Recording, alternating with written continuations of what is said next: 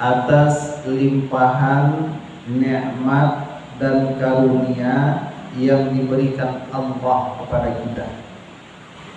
Mudah-mudahan Bapak dan Ibu dengan nikmat Allah tersebut kita bisa semakin menambah atau kita bisa semakin bersemangat di dalam meningkatkan kualitas ibadah kita kepada Allah. Salawat dan salam kepada baginda Rasulullah sallallahu alaihi wasallam. Mudah-mudahan Bapak dan Ibu kita termasuk di antara umat beliau yang akan diberikan kesempatan untuk bisa meraih syafaat dari Rasul di hari akhirat. Amin. Amin ya rabbal alamin.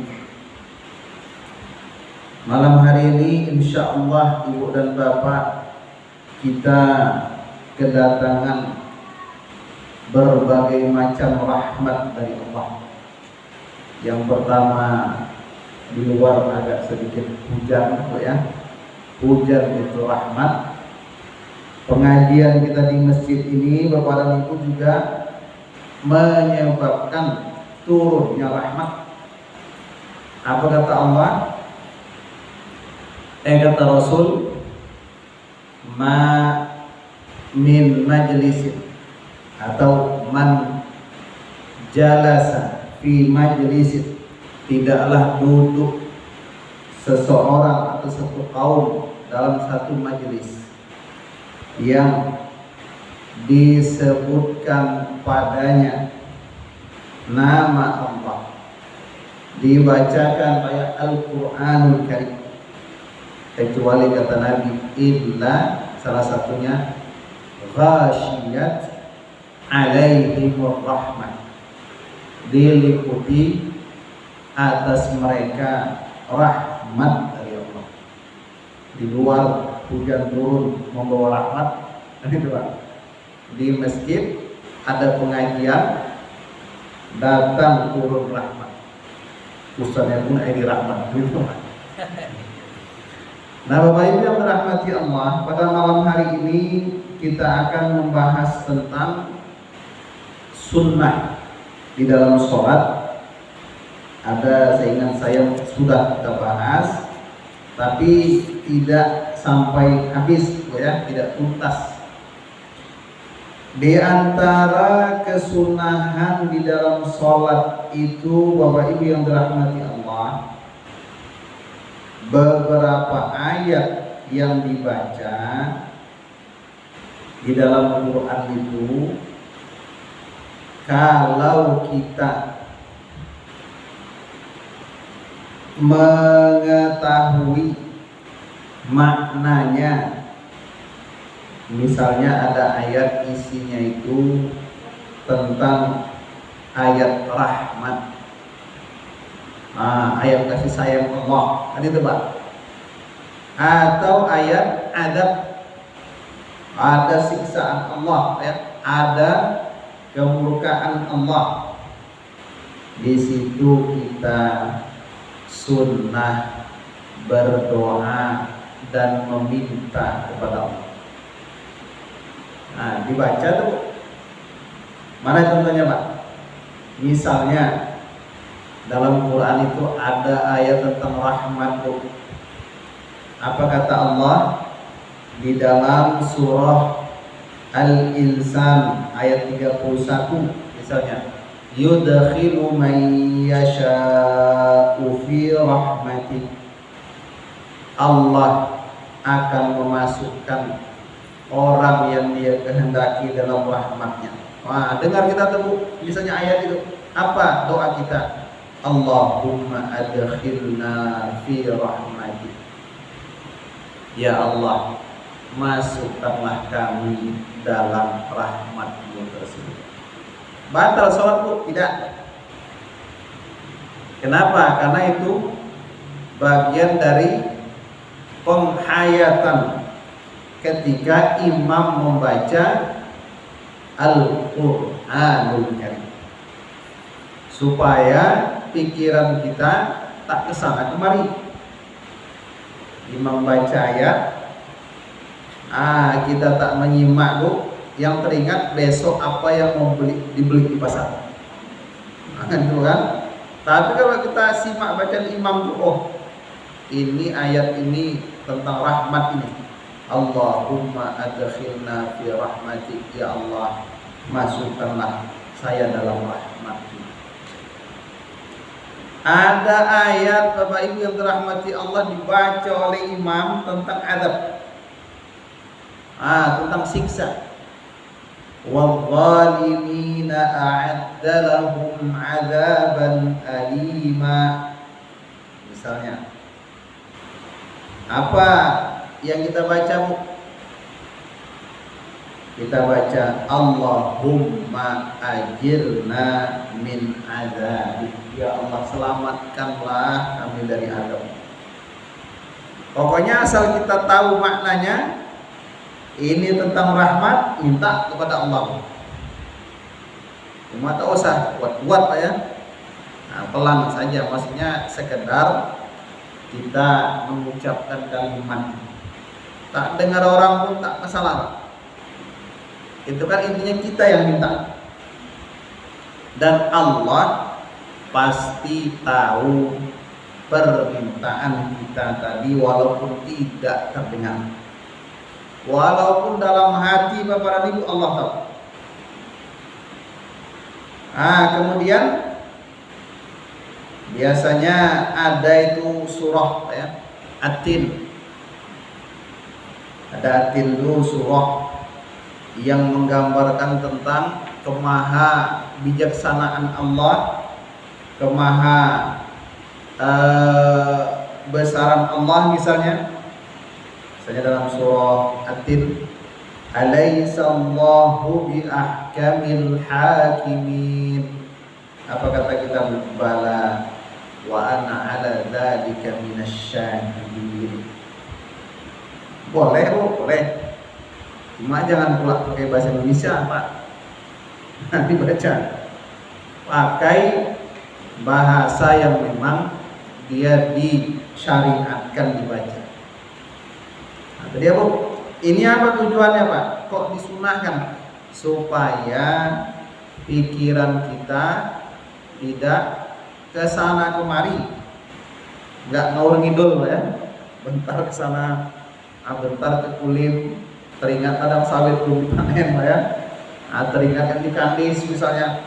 Tapi kalau kita simak Bu, bacaan imam tadi, yang ada rahmat minta kita berdoa di situ, ada azab minta perlindungan, insya Allah kita tidak ngawur ngidul dalam sholat tadi.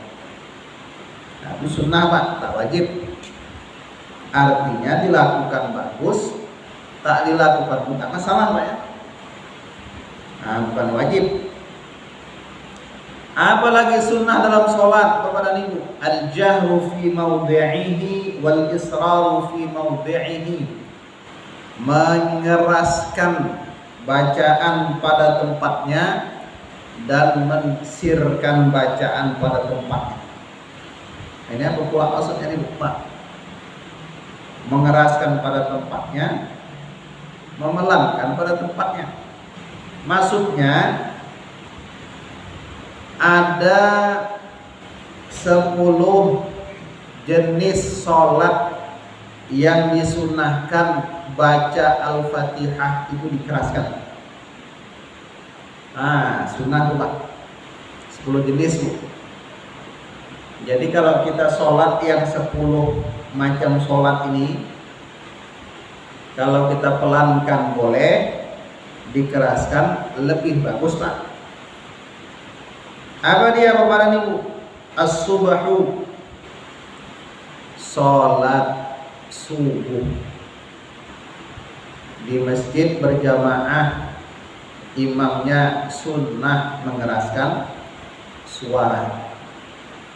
Di rumah kita sholat sendirian, sunnah mengeraskan suara. Sunnah Pak, sunnah tetap.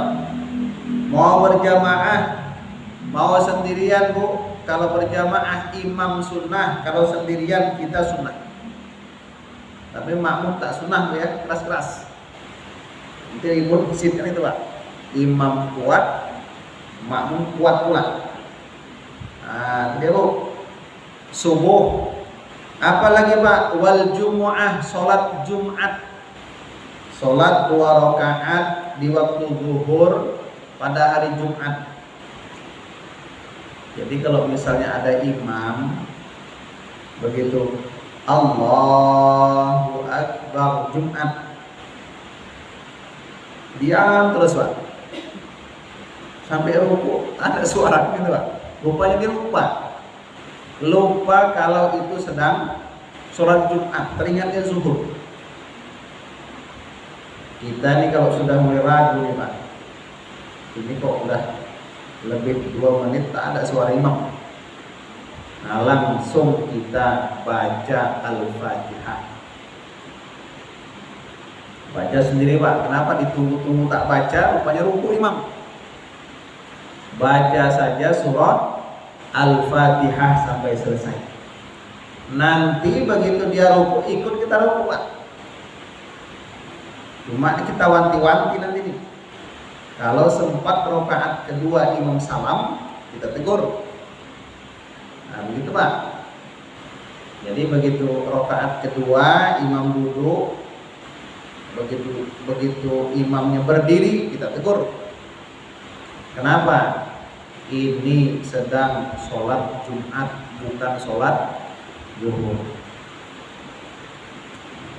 Kadang-kadang ada juga mungkin niatnya Jumat, tapi begitu di tengah perjalanan sholat lupa berdiri rakaat kedua, sangkanya zuhur. Nah, diam imam tadi Pak. Nah, ini kita wanti-wanti nanti salam enggak imam di rakaat kedua. Begitu Pak ya. Yang ketiga, sunnah mengeraskan bacaan ketika berada di 2 rakaat pertama sholat maghrib dan isya. Maghrib 4 rakaat, 2 rakaat pertama sunnah keras berjamaah, imam yang keras Bu. Kalau sendirian kita yang keras. Di rumah kita Pak sholat sendirian isya, sunnah Al-Fatihahnya keras. Nah, sunnah Pak. Sunnah Bu baca suratnya keras, sunnah. Maghrib gitu juga, isya gitu juga. Apalagi Pak, wal idan, 2 sholat id berjamaah maupun di rumah. Kan dulu sempat tuh Pak, ada sholat id di rumah Pak ya. Waktu corona dulu kan. Boleh Bu, boleh. Sholat id di rumah boleh Pak.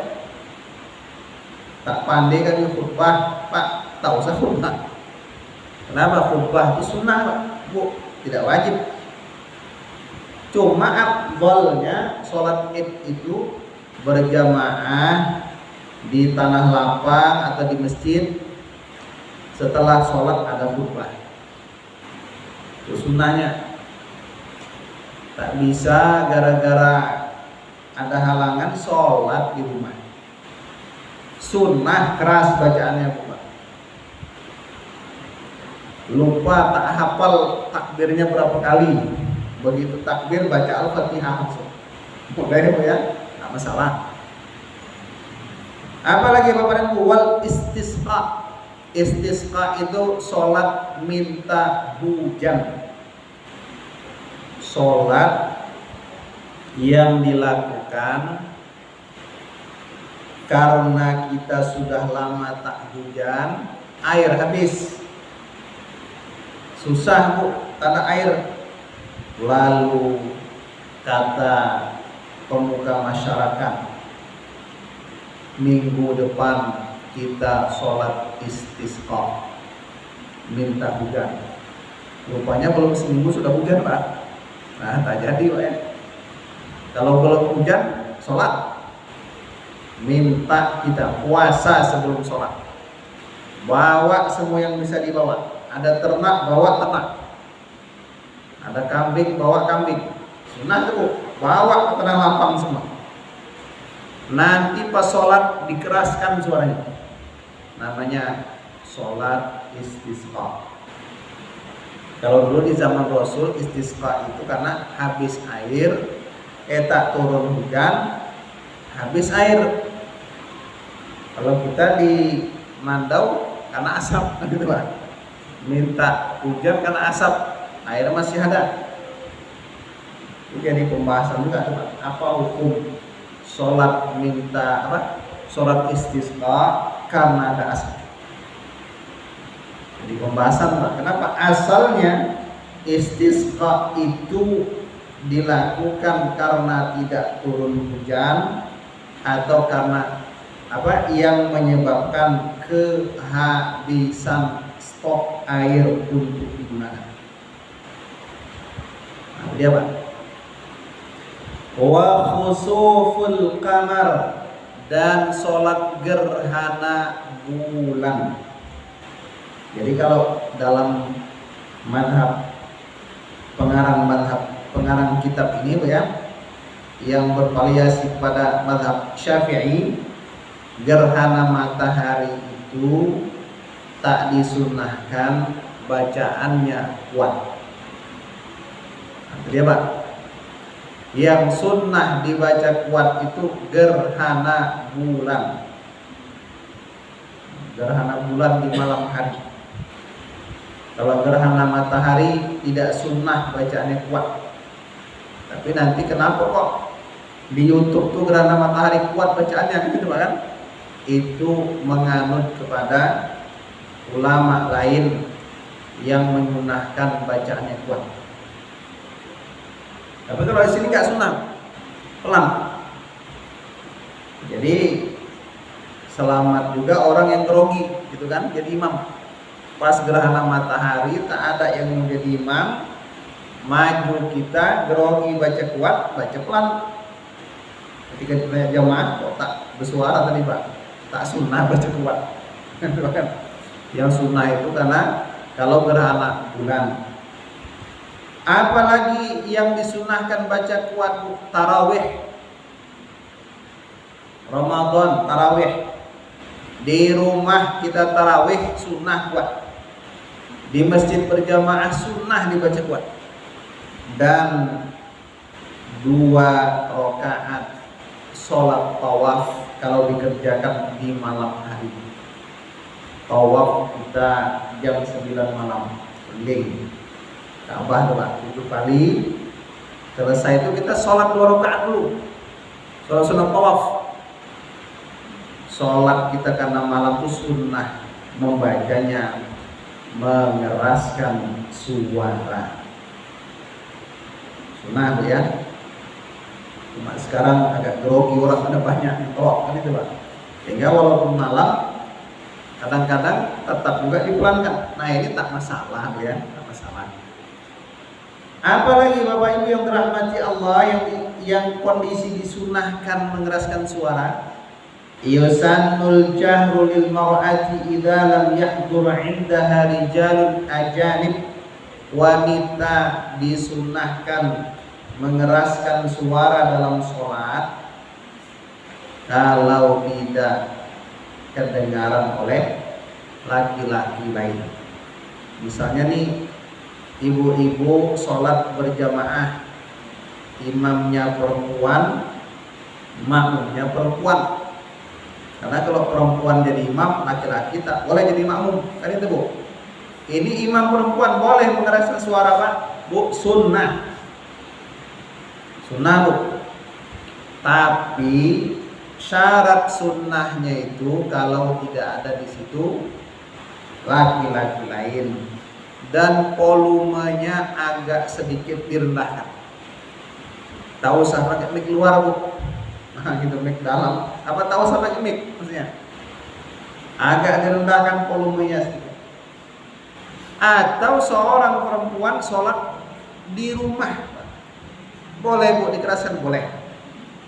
Sholat di rumah, keraskan Allahu Akbar, boleh. Maghrib rakaat pertama ibu-ibu baca Al-Fatihah keras boleh, asalkan tadi tak ada laki-laki lain.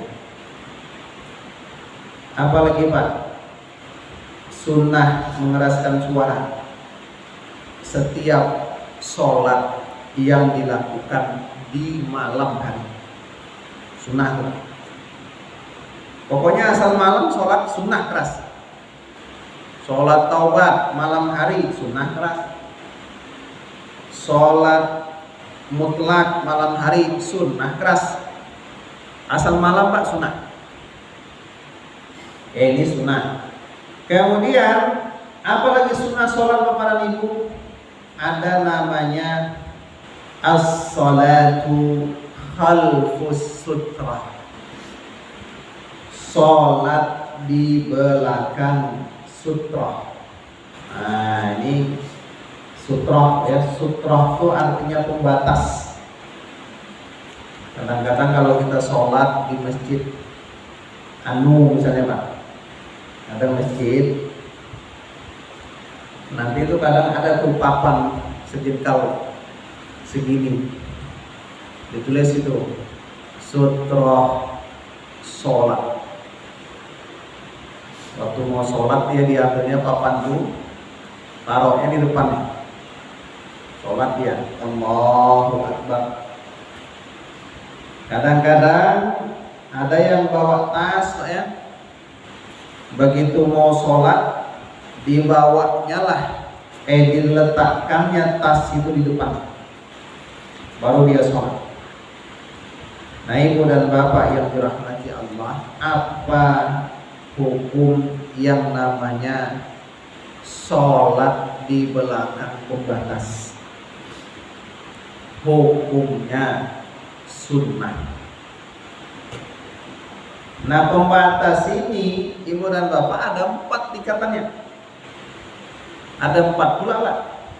Pembatas sholat itu ada 4. Kadang-kadang ada orang sholat dia merasa tak ada pembatas, nah, carinya pembatas sholat ya. Nah kalau kita kaji Bapak dan Ibu secara mendalam, apa saja pembatas sholat itu?